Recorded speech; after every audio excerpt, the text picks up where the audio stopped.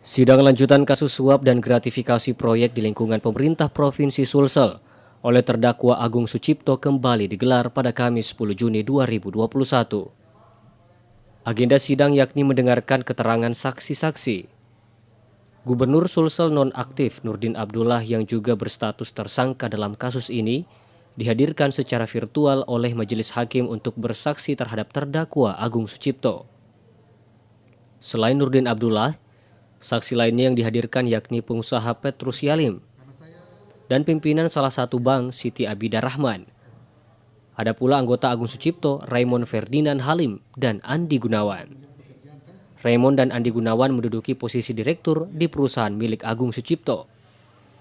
Sidang ini dilangsungkan di ruang Dr. Harifin Tumpa dan majelis hakim dipimpin Wakil Ketua Pengadilan Negeri Makassar, Ibrahim Palino. Selama acara persidangan berlangsung, sidang terbuka untuk umum. Mardianto Hamid, Slebes TV.